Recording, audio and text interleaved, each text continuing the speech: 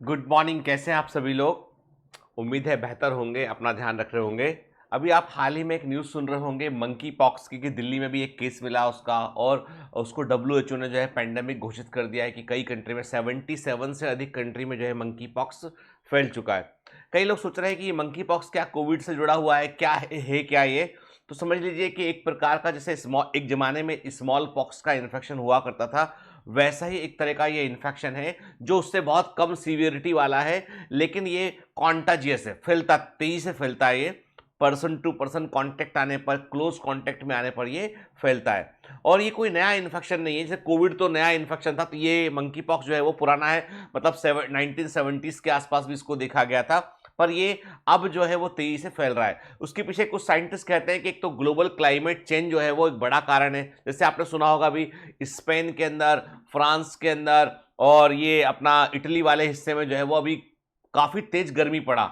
मतलब वहां पे उन लोगों को हैबिट ही नहीं है हीट वेव का। अब हम लोग तो क्या है, इंडियन है, तो हमको तो पता है कि मई के महीने में भैया लू चलनी है, भयंकर गर्मी होनी है, तो हम तो हैबिचुअल हो गए। लेकिन यूरोपियन लोगों को अभी तक हैबिट नहीं है। तो जो अभी यूरोप में तेज गर्मी पड़ रही है ना, उससे कई लोग बीमार पड़ रहे। कहते हैं कि 1700-1800 लोग, 1700-1800 लोगों की डेथ हो गई है हीट स्ट्रोक से, लू से डेथ हो गई उन लोगों की। तो ये जो हमने अपने आसपास जो आर्टिफिशियल वर्ल्ड खड़ा किया है ना, ये वर्ल्ड जो है उसमें इतना हमने पॉल्यूशन डाल दिया एनवायरनमेंट के अंदर, इतना समस्या हमने खड़ा कर दिया, जिसके चलते जो है वो अर्थ जो है वो खतरे में आ गई है। अभी जो जो वॉर चल रहा है, रशिया और यूक्रेन का जो वॉर चल रहा है, उस वॉर से भी जो है बहुत सारा टॉक्सिक केमिकल जो है वो आसमान में जाके मिला है। वो क्योंकि ऐसा नहीं है, जो हमारा एटमॉस्फेयर है ऊपर से, तो एयर जो है हॉरिजॉन्टल मिक्सिंग एयर कर सकती है। तो खैर, बहुत सारे कारण हो सकते हैं, पर मैं आपको आज इन्वायरमेंट पे ज़्यादा ज्ञान देने नहीं आया हूँ। मैं आपसे जो बात करने वाला हूँ वो, कि कई बार क्या होता है कि हम लोग अपने आप को मोटिवेट करने के लिए हम बड़े बड़े लोगों की स्टोरी सुनते हैं। हम अब्राहम लिंकन के बारे में पढ़ते हैं, हम महात्मा गांधी के बारे में पढ़ते हैं, नेल्सन मंडेला के बारे में पढ़ते हैं, हम द्रौपदी मुर्मू जो हमारी नई राष्ट्रपति, उनके बारे में पढ़ने की कोशिश करते हैं। हम तमाम लोगों की, बड़े बड़े लोगों की हम जो है वो स्टोरीज सुनते हैं, और उनसे हम मोटिवेट होने की कोशिश करते हैं। पर मैं आपको बतला दूं, every person in this world, इस दुनिया में हर आदमी के पास एक कहानी है, और हर आदमी के पास जो कहानी है वो इंस्पायरिंग स्टोरी है। कल जब मैं अपना हेयर कट कराने के लिए गया, एक सलून पे गया, तो वहाँ पर जो मेरा बार्बर है वो नया था। पुराना वाला बार्बर जो है वो कहीं कहीं छुट्टी पे गया हुआ है, तो नया कोई बंदा था। उससे मैंने कहा भाई ठीक है ना, थोड़ा इंसान दिखूं, ऐसे बाल काट देना मेरे। तो उसने कहा ठीक है सर, मैं कोशिश करता हूँ, है ना, कि आपके गोल मटोल चेहरे को मैं थोड़ा ठीक करने की, कि कैसे आप दिखोगे। तो उसने जो है वो बाल काटने की, उसने जो है वो जब तो ऐसे करते करते जनरली बात शुरू हुई। तो मैंने उससे पूछा तुम कहाँ के रहने वाले? उसने बताया मैं बिहार का हूं सर। मैंने कहा अच्छा, तुम बॉम्बे कैसे आए? उसने कहा सर, मैं आज के 15 साल पहले मेरे फादर बॉम्बे आए, तो उनके साथ में बॉम्बे आया था। उस समय मैं छोटा रहा हूँगा, 15-16 साल का था मैं, और मेरे फादर जो है वो रहे होंगे जो है 40-42 वर्ष की उम्र के रहे होंगे। तो चूंकि बिहार में हमारे एरिया में काफ़ी सूखा पड़ा, खेत जो है वो फसल पैदा नहीं हुई, और कुछ पारिवारिक झगड़े थे, तो वो वहाँ से जो है परिवार को लेके, 2 बच्चे वाइफ लेके वो मुंबई जो है वो आ गए। और उन्होंने कहा कि भाई जब मुंबई आया इसके 15 साल पहले, तो उन्होंने फुटपाथ पर, कम से कम फुटपाथ पर उन्होंने जो है 6 महीने का वक्त गुजारा। 6 महीने वो लोग फुटपाथ पर रहे, जहाँ पे सड़क किनारे जहाँ जगह मिलती थी वहाँ पर कपड़ा बिछा के सुजाया करते थे। और पिताजी छोटे मोटे काम करते करते थे। फिर उनको लगा कि भाई थोड़ा सा पैसा आया, तो उन्होंने एक कांच का, उन्होंने जो है ग्लास खरीदा, और बाल काटने का, शेविंग करने का सामान खरीदा। उनको आता था शेविंग। जब ये वो गाँव में रहा करते तब भी वो शेविंग का काम किया करते थे, शेव करना, बाल काटना, है ना। तो वो यहाँ पर आके उन्होंने फिर सड़क किनारे एक दीवार में एक कील लगाकर वहाँ पे उन्होंने अपना ग्लास लगाया, और सड़क चलते लोगों किसके जो है, कोई आदमी जल्दीबाजी में तो उसका शेविंग कर दिया, किसी का बाल काट दिया। ऐसे सड़क पर उन्होंने सलून शुरू किया अपना। फिर एक आध 2 साल में थोड़ा सा पैसा कमाया। फिर एक कोई उन्होंने उसी सड़क पर कहीं पे एक छोटी सी गुमटी कहीं अवेलेबल थी, उस गुमटी में उन्होंने जो है वो अपना सलून शिफ्ट कर दिया। फिर धीमे से उन्हें लगा कि भाई गुमटी में, अब क्या था, पुलिस वाले परेशान कई बार किया करते थे वहाँ पे। तो धीमे से उन्होंने क्या किया, उन्होंने उस गुमटी के बाद जब उनको अनुभव हो गया, तो उन्होंने कोई एक सलून था, कोई बड़ा सलून था, उसका कुछ इंटरव्यू था कि भाई कि वहाँ पे नाई चाहिए, अच्छे एक्सपर्ट बार्बर चाहिए। तो ये भी वहाँ पहुंचे, तो इनकी वहाँ पे जॉब लग गई। तो बढ़िया यूनिफॉर्म पहनकर फिर वो जो है अच्छे एयर कंडीशन सलून में काम करने लगे वो।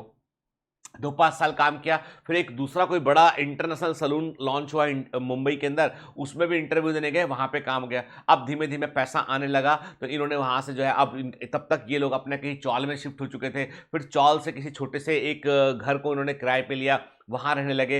अपने दोनों बेटों को उन्होंने जो है वो बाल काटना सिखाया और उनको प्रीमियम सलून के अंदर उन्होंने ट्रेनिंग देकर वहीं पर उनको लगवा दिया। तो वो बोल रहा था कि साहब ये जो है हमारा फादर ने जो है हमको 6 महीने हम फुटपाथ पर रहे, कोई टॉयलेट नहीं, कहीं कुछ नहीं, और आज हमारे पास नाला सुपारा में घर भी है हमारे पास में, और हमारे पास में मेरी शादी भी हो गई है, और मेरा जो भाई है वो भी पढ़ रहा है अभी, है ना। तो मतलब उसने बताया कि पूरा फैमिली अपसेट हो गया मुंबई के अंदर, और हम जो है जब कभी गांव जाते हैं तो गांव के लोग हमको सेलिब्रिटी के तरीके से देखते हैं कि भैया कोट पैंट टाई पहन के बाकायदा अच्छे सलून में काम करता है ना। तो मतलब वो आजकल इंटरनेट पे सब अवेलेबल होता है, तो वो सलून के फोटो आते हैं तो उन लोगों के फोटो भी आते हैं उसमें, और वो जिस सलून में जो है वो सलून भी यहाँ पे मुंबई में काफी फेमस सलून है एक्चुअली। तो पॉइंट इज दैट क्या ये स्टोरी बताने के लायक नहीं है? क्या वो सिर्फ बाल काटते हैं इसलिए उनकी कोई स्टोरी नहीं हो सकती है? Everybody is having an struggle, everybody is having an inspiring story, we should listen all. हमें सबको सुनना चाहिए, सबसे सीखना चाहिए। कहानी केवल बड़ी हो, जिसका हैप्पी एंडिंग हो, जो बहुत बड़ी कहानी हो, जरूरी नहीं कि वही कहानी अच्छी होती है। कई बार छोटी कहानियां भी बहुत इंस्पायरिंग होती है। मैं तो अपने आसपास जब देखता हूं तो मैं देखता हूं कि जो वर्कर हमारे लिए काम करते हैं, हमारे ऑफिसेज में काम करते हैं, everybody is having a story. हर व्यक्ति का अपना एक स्टोरी है, हर व्यक्ति का अपना एक स्टोरी। जैसे कल हमारी बात चल रही थी तो ऐसी जब बात हो, मैंने वाइफ को बताया तो उन्होंने बताया कि उनके एक बैचमेट है, उनके जो बैचमेट है वो मध्य प्रदेश के किसी छोटे कस्बे के रहने वाले हैं। तो हुआ ये कि जब वो 15 साल के थे, मदर फादर एक्सपायर हो गए, एक एक्सीडेंट हुआ, मदर फादर दोनों खत्म हो गए, ठीक है।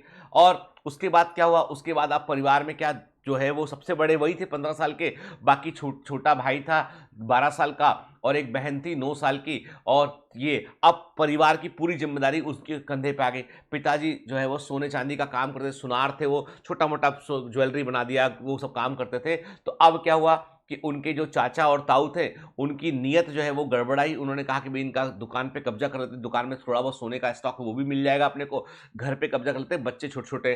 तो बड़ी मुश्किल से लोगों से कह फिर के उन्होंने वहाँ लोकल के पॉलिटिशियन के पास 3 घंटा बैठे रहे। जब मुलाकात हुई, उसको समझाया कि हमारे माता पिता खत्म हो गए, हमारे चाचा ताऊ ऐसा कर रहे हैं, तो उस पॉलिटिशियन का दबाव था वहाँ पे, तो उन्होंने बोला नहीं, बच्चों की कोई छेड़ नहीं करेगा। तो वो अपना संघर्ष करते रहे, 16 17 साल 18 साल की उम्र तक उन्होंने अपना सोने चांदी का जो काम था वो काम को बढ़ाया उन्होंने अपना, ठीक है। और उसके बाद उनको समझ में बात आ गई है कि इस दुनिया में जो रहना है तो हमको जो है वो कुछ करना पड़ेगा, कुछ अचीव करना पड़ेगा। तो उन्होंने अपने पढ़ाई लिखाई पे भी ध्यान फोकस किया। सोचो, अब बंदा दिन भर जो है बिजनेस करता था, वो छोटा मोटा की जो बेच के, ताकि भाई बहनों के लिए खाना, सुबह दुकान पर जाने के पहले भाई बहनों के लिए खाना बनाएगा, उनको स्कूल छोड़ेगा, फिर दुकान खोलेगा, दुकान का बिजनेस करेगा, और दुकान में जब ग्राहक नहीं होगा तो पढ़ेगा, रात को घर आके खाना बना के बच्चों को, अपने भाई बहनों को खिलाने के बाद फिर पढ़ने बैठेगा। ऐसे करके उन्होंने अपना ग्रेजुएशन पूरा किया, और पहली बार में उन्होंने यूपीएससी को निकाल लिया। यूपीएससी निकालकर जो है वो अच्छी सर्विस के अंदर पहुंचे, वो इंडियन रेवेन्यू सर्विसेज के अंदर गए। वहां से उन्होंने जो है वो फिर अपना जो है तमाम, उसके बाद अब जो अपने भाई को दुकान हैंड ओवर किया, उनको पूरा काम सिखाया। भाई उनका जो है अच्छा खासा ज्वेलर बन चुका है अभी, और ये बढ़िया सर्विस में कर रहे हैं। और बहन की भी उन्होंने अच्छी जगह पर शादी कर दी, और बहन को भी पढ़ा लिखा के अफसर, बहन भी उनकी अफसर है, उनको भी मोटिवेट किया, वो भी अफसर बन गई। अब आप सोचिए, एक बच्चा जिसका 15 साल की उम्र में माँ बाप चले जाएं, चाचा ताऊ उसको परेशान करते हो, प्रॉपर्टी पे कब्जा करने की कोशिश करते हो, वो व्यक्ति अफसर बनता है, अपने भाई को वेल सेटल्ड करता है, अपनी बहन को भी अच्छी जगह अच्छा अफसर बनाता है, अच्छी जगह उसकी शादी करता है, सब कुछ करता है। क्या ये स्टोरी बताने के लायक नहीं है? तो don't look at the bigger stories, हमेशा बड़े महान लोगों की स्टोरी मत सुनिए। आपके बाजू में जो बैठा व्यक्ति है ना, हो सकता है आपके आजू बाजू कोई ड्राइवर रहता हो, कोई व्यक्ति कोई दूसरा रहता हो, के everybody is having an inspiring story. हमारा नजरिया होना चाहिए, हम सुनते हो, हम समझते हो, कुछ सीखते हो उससे, ये इंपॉर्टेंट चीज है। तो आज मेरा मैसेज वही है कि हर आदमी की अपनी एक संघर्ष कथा है, हर आदमी अपने आप में एक विजेता है। विजेता, कई लोग विजेता बनकर प्राइम मिनिस्टर बन जाते हैं, बड़े एक्टर बन जाते हैं, पर याद रखिए जो छोटे लोग आपको आसपास दिखाई पड़ रहे हैं, मिडिल क्लास लोग आसपास दिखाई पड़ रहा है, उनकी भी अपनी एक संघर्ष कथा है, उनकी भी अपनी एक कहानी है। कभी सुनोगे तो लगेगा कि हाँ, ये तो बड़ा स्ट्रगल था भाई। Have a great day, all the best, bye bye.